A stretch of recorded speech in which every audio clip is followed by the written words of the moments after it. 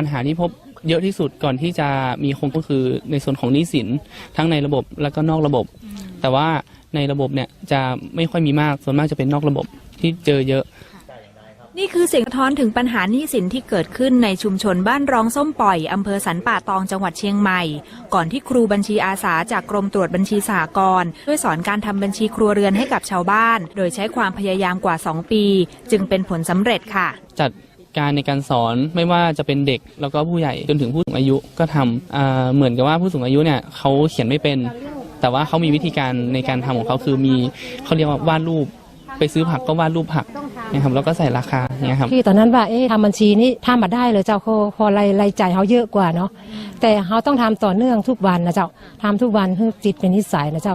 ปัจจุบัน 80% ของชาวบ้านที่นี่ทำบัญชีครัวเรือนอย่างจริงจังล่าสุดภาระหนี้สินนอกระบบลดลงและมีรายได้มากกว่ารายจ่ายไม่ว่าจะทำนาทำสวนทำไร่เลี้ยงปลาเลี้ยงปศุสัตว์เนี่ยนะครับท่านจะต้องรู้ว่า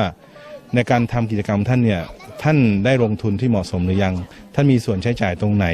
นะครับที่เป็นการใช้จ่ายที่อาจจะทำให้มีผลกระทบต่อการประกอบอาชีพนะครับมีการจดบันทึกค่าใช้จ่ายรายรับรายจ่ายผมเชื่อว่าสิ่งเหล่านี้จะทำให้ท่านได้รู้ว่ากิจกรรมที่ท่านทำอยู่เนี่ยท่านจะตัดอะไรได้นะครับที่จะทำให้รายได้ของท่านเพิ่มขึ้นบัญชีนะครับเป็นสิ่งที่สร้างให้เห็นภาพในการดำเนินชีวิตแล้วก็เป็นภูมิคุ้มกันอย่างดีในการดำเนินชีวิตแม้กระทั่งการลงทุนในครัวเรือนนะครับ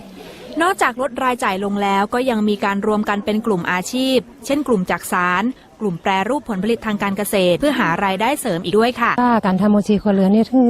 ในชุมชนหมู่บ้านมีการลดรายจ่ายขึ้นชัดมากเจ้าแล้วก็